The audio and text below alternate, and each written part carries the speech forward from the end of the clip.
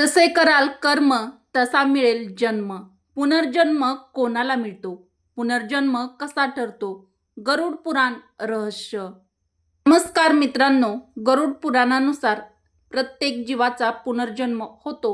भगवान श्रीकृष्णांनी गरुड पुराणात सांगितलं आहे की मृत्यूनंतर मनुष्याला कोणता जन्म मिळतो हे त्याच्या पूर्वजन्मीच्या कर्मावर अवलंबून असते. मित्रांनो, पुढच्या आणि मागच्या जन्माबद्दल जाणून घेण्याची उत्सुकता बहुतांश लोकांमध्ये असते. पुढील जन्माबद्दल लोकांच्या मनात जिज्ञासा असते की ते मनुष्य जन्म घेतील की पशु किंवा मग कीटक, मकोडे, किडे होतील. आणि याचबरोबर अनेक लोकांच्या मनात हाही प्रश्न येतो की ते स्त्री जन्म घेतील की पुरुष जन्म घेतील. हिंदू धर्मात असा उल्लेख आढळतात की जो कोणी जन्म घेतो त्याचा मृत्यू हा नक्कीच होतो, म्हणजे मृत्यू अटळ आहे. परंतु मित्रांनो, तुम्हाला माहीत आहे का की मनुष्य मरणानंतर कोणत्या योनीत जन्म घेतो? गरुड पुराण हिंदू धर्मातील महापुराणापैकी एक आहे. यामध्ये जन्म, मृत्यू आणि मृत्यूनंतरच्या घटनांचे सविस्तर वर्णन आढळते. या पुराणात अशा अनेक गोष्टी सांगितल्या आहेत ज्या पाळल्यास मनुष्य आपले जीवन सुधारू शकतो.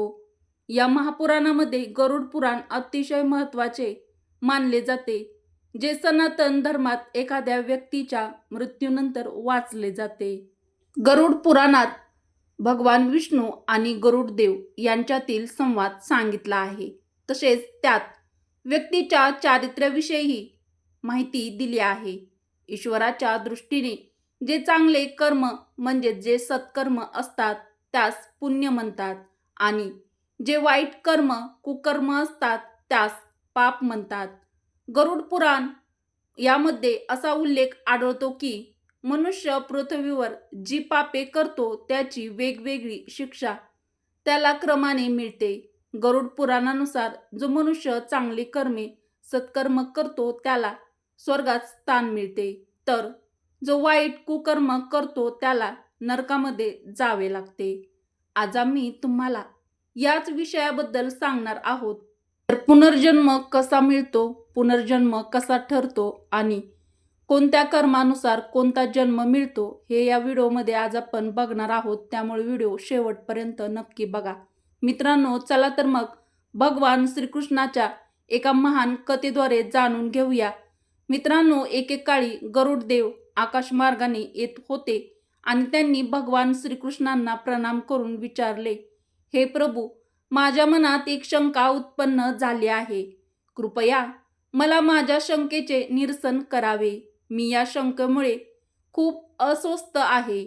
त्यावर भगवान श्रीकृष्ण म्हणाले, हे गरुडदेव, तुमच्या मनात जी काही शंका असेल ती निसंकोचपणे मला विचारा. तुमच्या शंकेचे निरसन करणे माझे कर्तव्य आहे आणि मी नक्कीच तुमचे समाधान करीन. त्यावर गरुडदेव म्हणाले, हे प्रभू, मला हे जाणून घ्यायचे आहे की मनुष्याला त्याच्या कर्मानुसार पुढील जन्म मिळतो का? आणि जर तसे असेल तर मनुष्याने कोणते कर्म करावे? यासोबतच माझा आणखी एक प्रश्न आहे की आपल्या पतीसोबत भोजन करणाऱ्या स्त्रियांना कोणते पाप लागते? पतीसोबत भोजन करणे योग्य आहे का? शास्त्र याविषयी काय सांगतात?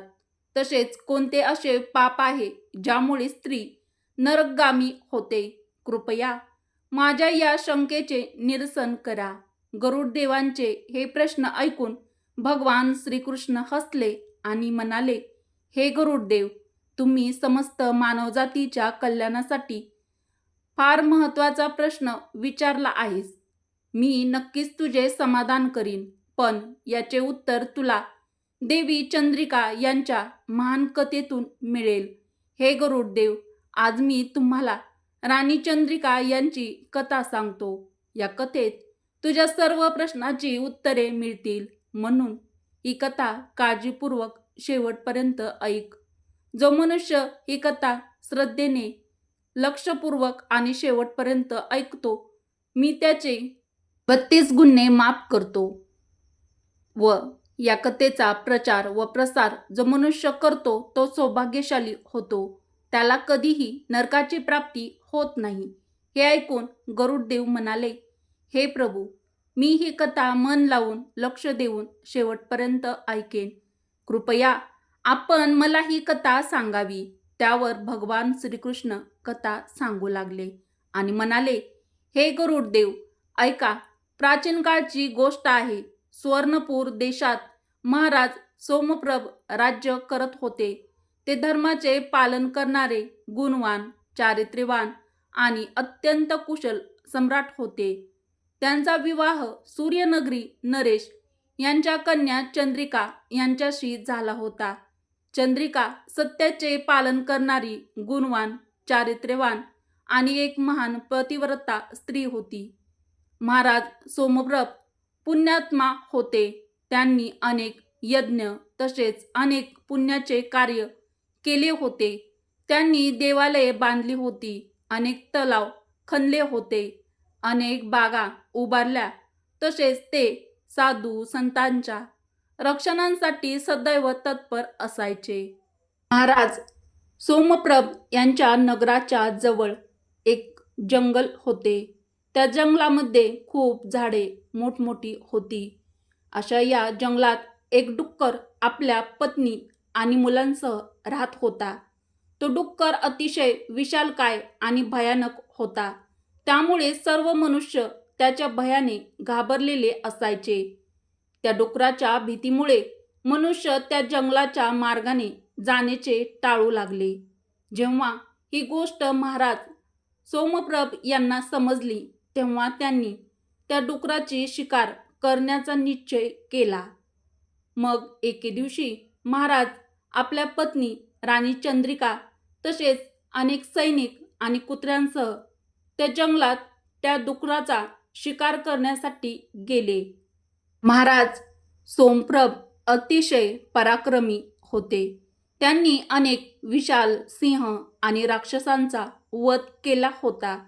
त्यामुळे नगरवासियांचे रक्षण करण्यासाठी त्यांनी त्या भयानक डुकराच्या शिकारीसाठी त्या जंगलामध्ये प्रवेश केला. त्या भयानक आकाराच्या डुकराने महाराज सोमप्रभ यांना जंगलाच्या दिशेने येताना पाहिले. तेव्हा तो आपल्या पत्नीला म्हणाला, हे प्रिये, पहा, हे सुवर्णपूर देशाचे महान सम्राट सोमप्रभ आहेत. ते अत्यंत पराक्रमी आणि तेजस्वी आहेत. ते माझा शिकार करण्यासाठी या जंगलात आले आहेत.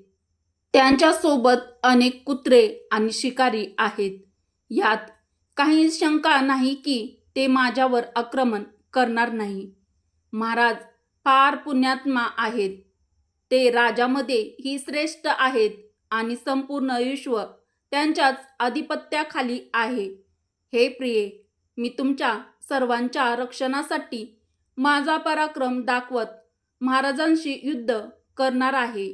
जर युद्धात मी त्यांना पराभूत केले तर तिन्ही लोकांमध्ये माझी कीर्ती वाढेल, आणि जर मी त्यांच्याकडून मारला गेलो तर मला या डुकराच्या जन्मातून मुक्ती मिळेल आणि मी विष्णू लोकाला जाईन.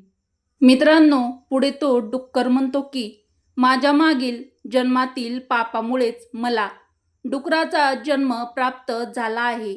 हे प्रिये, तू माझ्या मोहातून मुक्त हो आणि आपल्या मुलांना घेऊन पर्वताच्या गुहेत निघून जा. आता वेळ आली आहे की मी माझ्या पूर्वजन्मातील पापांपासून मुक्त होऊ शकतो. जेव्हा महाराजांचे बाण माझ्या शरीराला जखमी करतील, तेव्हा माझे प्रत्येक पूर्वजन्मातील पाप नष्ट होतील. मित्रांनो, हे ऐकून त्या डुकराची पत्नी म्हणाली, हे नाथ, आपली मुले तुमच्या पराक्रम आणि साहसामुळेच या जंगलात निर्भयपणे फिरतात. ते कोमल फुलांचे सेवन करतात. तुम्ही असल्यामुळेच त्यांना सिंह, लांडगे आणि इतर जंगली प्राण्याची भीती वाटत नाही, कारण तुम्ही त्यांचे रक्षण करता. तुमच्या भयानक रूपामुळे कोणीही शिकारी आमच्या शिकारीसाठी या जंगलात येत नाही. जर तुमचा मृत्यू झाला तर मग माझे आणि माझ्या म्हणजेच आपल्या मुलांचे रक्षण कोण करेल? तुमच्याशिवाय आम्ही असहाय्य होईल. पतीशिवाय माझे काय होईल? स्वर्णाचे उत्तम दागिने वस्त्र परिधान करूनही कोणतीही स्त्री पतीशिवाय शोभत नाही. पतीमुळे स्त्रीला सौंदर्य आणि शोभा प्राप्त होते. तुमच्याशिवाय माझे जीवनही संपुष्टात येईल. तुमच्याशिवाय मी जगू शकत नाही. मी खरेखुरे सांगते की जर मला तुमच्यासोबत नरकामध्ये टाकले गेले तरीही मी आनंदाने तुमच्यासोबत जाईल. आनंदाने तुमच्यासोबतच मी जाईल. पर्वताच्या गुहेत चला, आम्ही तिथे जाऊन लपून राहू. मित्रांनो, पुढे ती डुकराची पत्नी आपल्या पतीला म्हणते की तुम्ही जीवनाची इच्छा सोडून तुमच्या पत्नी आणि मुलांना एकटे सोडून चालले आहात. त्याने तुम्हाला काय लाभ होणार आहे? तेव्हा तो डुक्कर म्हणाला, हे प्रिये, तू वीरांचा धर्म जाणत नाहीस म्हणून असे बोलत आहेस. जर शत्रू वीरांना युद्धासाठी ललकारतो तर वीर पुरुषांनी लोक आणि भीतीमुळे भ्याडासारखे लपून बसू नये. असे पुरुष हजार युगासाठी कुंभीपाक नरकात टाकून शिजवले जातात. जर वीर पुरुष शत्रूचा सामना करतो आणि लढताना वीरगतीला प्राप्त होतो तर त्याला मृत्यूनंतर दिव्य लोकांची प्राप्ती होते. आज महाराज सोमप्रभ आमच्याशी युद्ध करण्यासाठी आले आहेत. ते आमचे अतिथी आहेत आणि अतिथींचा अनादर करणे हे पाप आहे. अतिथींचा अनादर करणे म्हणजे साक्षात भगवान विष्णूंचा अपमान करणे आहे. म्हणूनच त्यांच्यासोबत युद्ध करणे हे माझे कर्तव्य आहे. हे ऐकून त्या डुकराची पत्नी म्हणाली, हे प्राणनाथ, ठीक आहे, जर तुम्ही महाराजांशी युद्ध करणार असाल तर मीही तुमच्यासोबत राहून तुमचे पराक्रम पाहीन. इतके बोलून त्या डुकराच्या पत्नीने आपल्या मुलांना बोलावले आणि म्हणाली, बाळांनो, ऐका, आज युद्धभूमीत काही अतिथी आले आहेत. त्यांचे स्वागत करण्यासाठी मी त्यांच्यासोबत युद्ध करण्यासाठी तुमचे वडील जात आहेत आणि त्यांच्यासोबत मीही जाणार आहे. म्हणून तुम्ही सर्वजण आपल्या भावंडासह पर्वताच्या गुहेत जाऊन लपून बसा. महाराज सोमप्रभ अत्यंत बलवान आहेत. या युद्धात ते आपला संहार करून टाकतील. म्हणूनच तुम्ही सर्व येथून निघून जा आणि आपले प्राण वाचवा. तेव्हा त्या डुकराची लहान मुले म्हणाली, आई, जे पुत्र आपल्या माता पितेला संकटात सोडून पळून जातात ते महापापी ठरतात. त्यांना घोर नरकात टाकले जाते. जो मनुष्य निर्दयी पुत्र आपल्या आईचे दूध पिऊन तिला दुःखात टाकून पळून जातो, जो पुत्र आपल्या वडिलांना विपत्तीमध्ये पाहून त्यांना सोडून निघून जातो, तो किड्यांनी भरलेल्या दुर्गंधीयुक्त नरकात पडतो. म्हणून हे आई, आम्ही तुम्हाला सोडून जाणार नाही.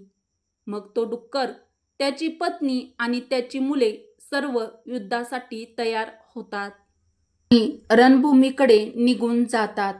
सर्व लहान डुकरे आपल्या आई वडिलांचे चारही बाजूनी संरक्षण करू लागतात. तिकडे महाराज सोमप्रभ आपल्या सैन्यासह त्या ठिकाणी येतात आणि समोर उभ्या असलेल्या डुकराकडे पाहून मोठमोठ्याने सांगून मोठमोठ्या शूरवीर योद्ध्यांना डुकराच्या शिकारीसाठी पुढे पाठवतात. ते सर्व बलवान शूरवीर युद्ध हातात तलवारी आणि भाले घेऊन डुकरावर आक्रमण करू लागतात. मग डुक्कर आणि राजाच्या सैनिकांमध्ये भयंकर युद्ध होते. सर्वजण एकमेकावर भीषण प्रहार करू लागतात. डुकरे आपल्या दातांनी सैनिकांना मारू लागतात तर सैनिक आपले भाले चालवून डुकरांना मारू लागतात. या युद्धात अनेक डुकरे मृत्युमुखी पडतात आणि असंख्य जखमी होतात. महाराजांचेही अनेक सैनिक मृत्युमुखी पडतात आणि काही गंभीर जखमी होतात. आता फक्त तो डुक्कर, त्याची पत्नी आणि त्याची 5-7 मुलेच उरली होती. आपली सर्व मुले मृत झालेली पाहून डुकराची पत्नी भयभीत होते आणि आपल्या नवऱ्याला म्हणते, "हे नाथ, मला आणि या बालकांना घेऊन येथून निघून चला, नाहीतर आपला वंश नष्ट होईल. कृपया आपण सर्वजण आपले प्राण वाचवून येथून पळून जाऊ, नाहीतर महाराज सोमप्रभ आपल्याला ठार मारतील." तेव्हा तो डुक्कर म्हणतो, "हे प्रिये, 2 सिंहाच्या मध्ये एक डुक्कर पाणी पिऊ शकतो, पण 2 डुकराच्या मध्ये एक सिंह पाणी पिऊ शकत नाही. हे प्रिये, डुकराच्या जातीत असा बल पाहायला मिळतो. सर्वजण डुकरापासून भयभीत होतात. जर मी या क्षणी मृत्यूच्या भीतीने पळून गेलो तर माझ्या डुकराच्या जातीची प्रसिद्धी नष्ट होईल. म्हणून हे प्रिये, तू आमच्या मुलांना घेऊन येथून निघून जा आणि सुखाने जीवन जग." डुकराच्या या बोलण्यावर त्याची पत्नी म्हणाली, "हे नाथ, मी तुमच्यावर अत्यंत प्रेम करते. तुम्ही माझा सन्मान केला. माझा मोह तुमच्यावरून कधीही सुटणार नाही. म्हणूनच मी माझ्या मुलांचा तुमच्या समोरच प्राणत्याग करेन, पण तुम्हाला एकटे सोडून जाणार नाही." मित्रांनो, मग तो डुक्कर आणि त्याची पत्नी दोघेही महाराजांशी युद्ध करण्यासाठी पुढे येतात. तो डुक्कर भयंकर गर्जना करत महाराजांना युद्धासाठी ललकारतो. तो समोर आलेल्या मोठमोठ्या वीर योद्ध्यांना आपल्या दातांनी तृणासमान उचलून फेकू लागतो.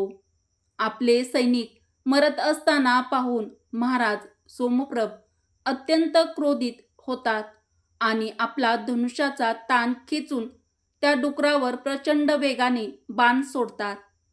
महाराजांचा तीव्र वेगाने बाण जाऊन डुकराच्या शरीरामध्ये घुसतो आणि डुक्कर जमिनीवर कोसळतो. मग महाराज त्याच्यावर पुन्हा प्रहार करतात आणि त्या डुकराला जागीच ठार मारतात. डुकराच्या मृत्यूनंतर त्याचे प्राण निघून विष्णुलोकात जातात.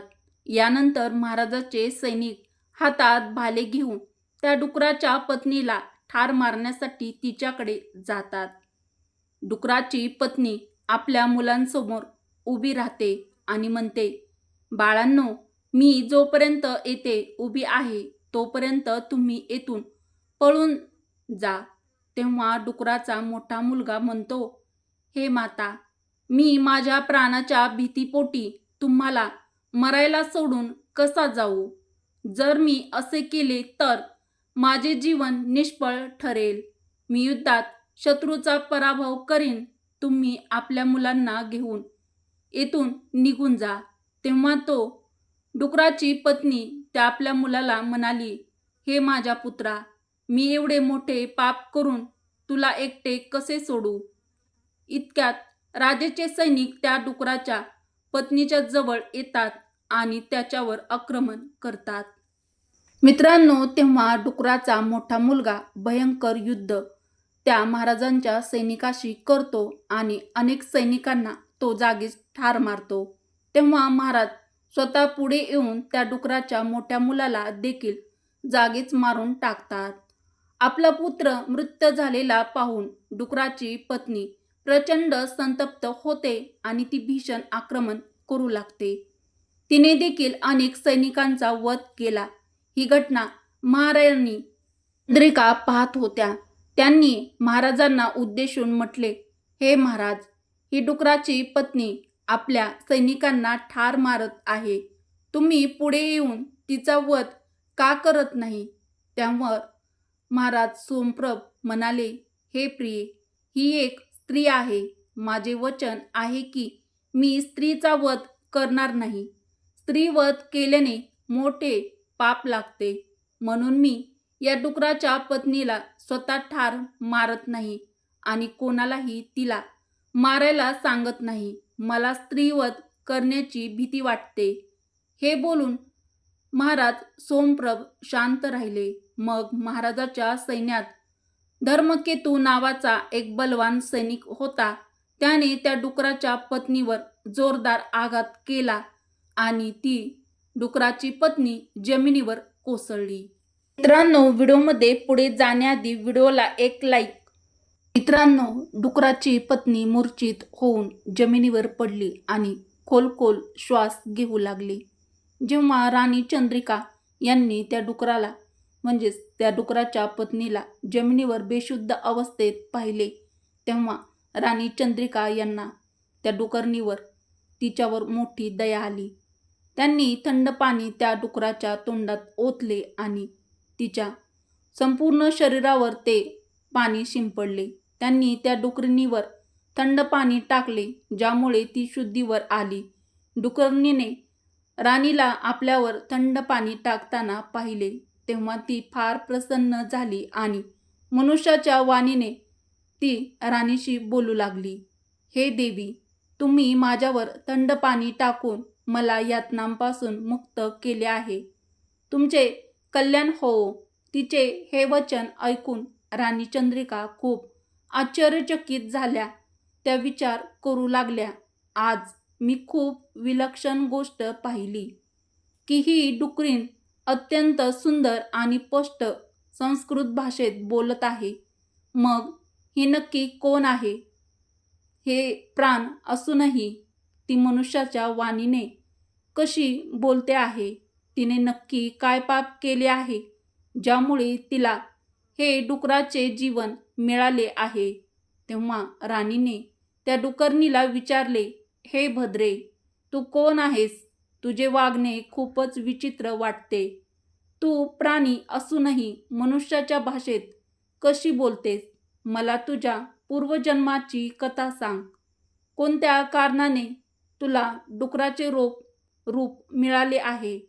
तेव्हा ती डुकरीण बोलू लागली, हे महाराणी, माझ्या पतीने मागील जन्मी गुरुजनांचा अपमान केला होता. त्यामुळे त्याला या जन्मात डुकराचे रूप मिळाले आहे. आता मी तुम्हाला माझ्या पूर्वजन्माची कथा सांगते. हे देवी चंद्रिका, मायासूर नावाच्या देशात वज्रतीर्थ नावाचे एक सुंदर नगर होते. त्या नगरात आर्यवत नावाचे ब्राह्मण राहायचे. मित्रांनो, पुढे ती डुकरीण म्हणते की मी त्यांची कन्यारत्न आणि माझे नाव सुरंजना होते. त्या नगरात माझ्या इतकी सुंदर स्त्री कोणतीही नव्हती. माझ्या सौंदर्याच्या गर्वामुळे मी अत्यंत उन्मत्त झाले होते. माझे हास्य मनोहर होते. मी जशी मोठी झाले तसे तसे माझे सौंदर्य आणि यौवन पाहून माझ्या मातेला माझी मोठी चिंता वाटू लागली. एके दिवशी तिने माझ्या पित्याला सांगितले, हे नाथ, आपली कन्या आता यौवनाने फुलली आहे. तिचे लग्न का करत नाही? तिला लवकरच एखादा सुयोग्य वर पाहून त्या वरास देऊन टाका. पत्नीचे हे बोलणे ऐकून माझे वडील म्हणाले, हे कल्याणी, मी माझ्या कन्येचा विवाह त्याच पुरुषाशी करेन जो विवाहानंतरही माझ्याच घरी राहील. मला माझी कन्या फार प्रिय आहे आणि मला तिला माझ्या डोळ्यापासून दूर जाऊ द्यायचे नाही. मग एके दिवशी त्यांच्या नगरामध्ये तिथे वेदप्रकाश नावाचा एक तरुण विद्वान ब्राह्मण आमच्या घरी आला. माझ्या वडिलांना त्याचे ज्ञान आणि शिस्त पाहून खूप आनंद झाला. आनंदाच्या भरात त्यांनी त्याच्याशी माझ्या विवाहाची मागणी केली. नंतर माझ्या वडिलांनी माझा विवाह वेदप्रकाश यांच्याशी करून दिला. मग ती पुढे डुकरीण राणीला सांगू लागते की तो आमच्या घरी राहू लागला, परंतु मी माझ्या आई वडिलांच्या लाडामुळे खूप बिघडले होते. मी माझे विवेक आणि शहाणपण गमावले होते. मी कधीही माझ्या पतीची सेवा केली नाही. मी त्याचे पायसुद्धा कधीही स्पर्श केले नाहीत. मी नेहमी त्याच्याकडे क्रूर नजरेने पाहायचे, त्याचा अपमान करायचे. मी त्यांना त्याच्या नावाने हाक मारायचे. त्याचं जेवण होण्याआधीच जेवण करून घ्यायचे. मी स्वतःच्या इच्छेने इकडे तिकडे भटकायचे आणि प्रत्येक गोष्टीवरून मी माझ्या नवऱ्याचा अपमान करायचे. मी कधीच वेदप्रकाश सोबत सहवास केला नाही. वेदप्रकाश खूप शांत स्वभावाचे होते. वेदप्रकाश यांनी मला अनेक दिवस सहन केले, पण एक दिवस वेदप्रकाश अत्यंत दुःखी होऊन मला सोडून निघून गेले. माझा पती निघून गेल्यावर माझे वडील अत्यंत दुःखी झाले. ते माझ्या आईला म्हणाले, "हे प्रिये, ऐक, आपल्या जावयाने आपल्या कन्येला सोडून दिले आहे. आमची कन्या ही अत्यंत पापी आणि दुष्ट आहे, पण आपला जावई अत्यंत विद्वान आणि गुणी होता.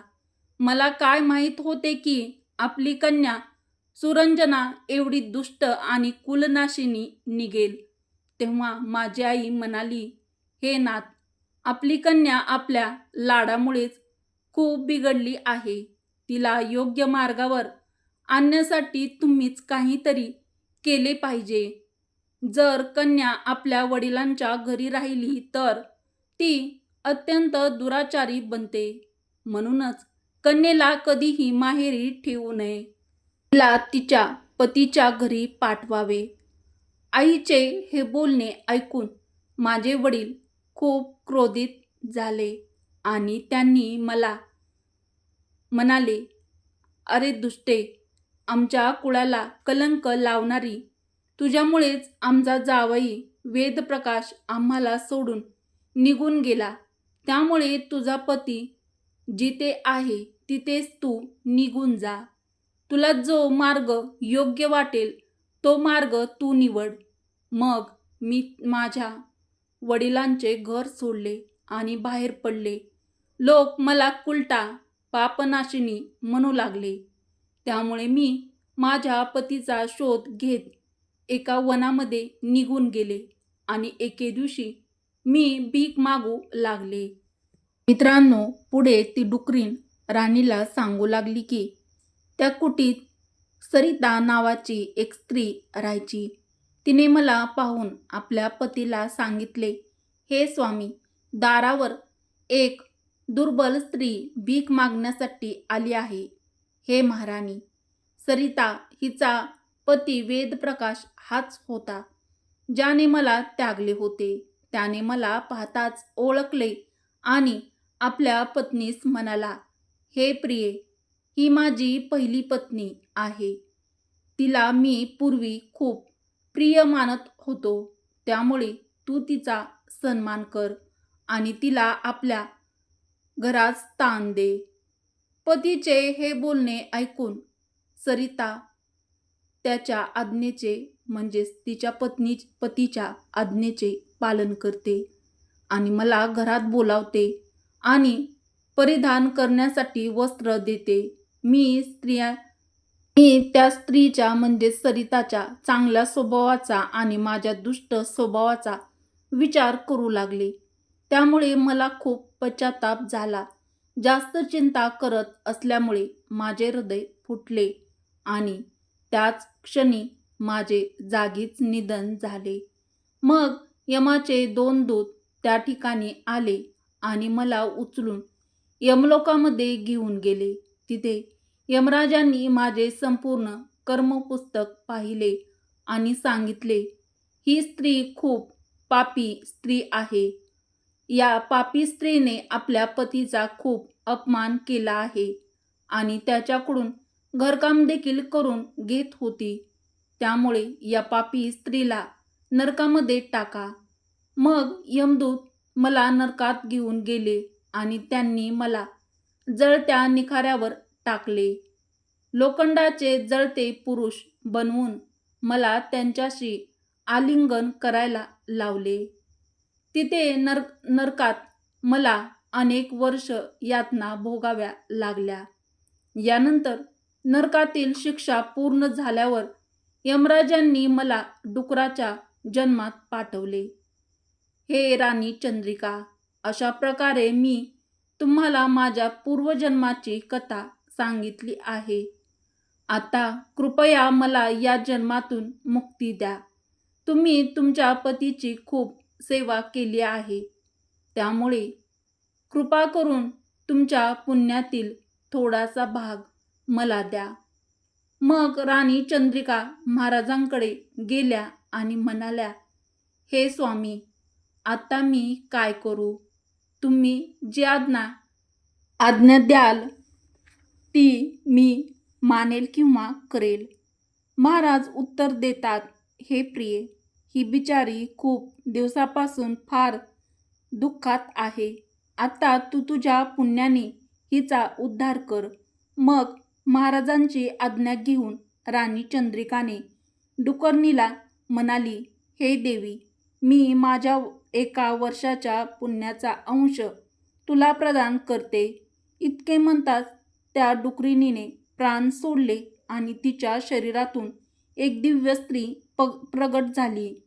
मग तिने महाराणी आणि महाराजांना वंदन केले आणि विष्णू लोकाकडे जाऊ लागली.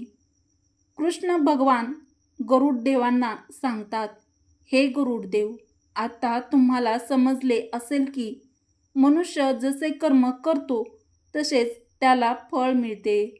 हे गरुडदेव, गाढव, कुत्रा, मांजर, साप, माकड, सरडा, बकरा, लांडगा, गाय, कासव, किडे, मुंगी, कोणतेही प्राणी, पक्षी, झाडे, स्त्री किंवा पुरुष यापैकी कोणत्याही योनीत जन्म होतो, तो त्या जीवाच्या पूर्वजन्मीच्या पापामुळेच होतो. ही कधी एखाद्या बालकाचा जन्म दोषासह होतो. काही बालके किन्नर म्हणून जन्म घेतात, काही जन्मताच अपंग असतात, तर काहींना डोळ्यांनी दिसत नाही. काही बालकांना जन्मताच मलमूत्र त्याग करण्यासाठी योग्य अवयव नसतात. हे सर्व त्याच्या पूर्वजन्मीच्या कर्मावर अवलंबून असते. जेव्हा एखादा जीव आईच्या गर्भात असतो तेव्हा त्याला आपले पूर्वजन्मातील सर्व काही आठवत असते. त्याला हे देखील माहीत असते की त्याने कोणते कर्म केले आणि तो त्या कर्मामुळे किती दुःखी झाला. तेव्हा तो परमेश्वराला प्रार्थना करतो की या जन्मात मी चांगली कर्मे करेन आणि भगवंताचे स्मरण देखील ठेवीन. पण जसे तो शिशु जन्म घेतो आणि या पृथ्वीवर येतो, तसेच परमेश्वर त्याच्या पूर्वजन्माच्या आठवणी नष्ट करतो. त्यामुळे तो पुन्हा येतो आणि या मोह मायामध्ये पृथ्वीवर अडकतो आणि परमेश्वराला विसरून जातो. हे गरुडदेव, आता मी तुम्हाला सांगतो की कोणत्या पापामुळे कोणता मनुष्याला जन्म म्हणजेच पुनर्जन्म मिळतो. प्रथम कासवाचा जन्म, जो मुलगा किंवा मुलगी आपल्या आई वडिलांना त्रास देतात किंवा आपल्या भावंडांना छळतात, त्यांना पुढील जन्मात कासवाचे शरीर मिळते. कोणताही जन्म पुरुषाचा असो वा स्त्रीचा, आत्म्याला त्या शरीराच्या अनुषंगाने आपले कर्म पार पाडावे लागते. शरीराच्या माध्यमातूनच आत्मा आपल्या जीवनाचे उद्दिष्ट पूर्ण करू शकतो किंवा जीवन व्यर्थ घालवू शकतो.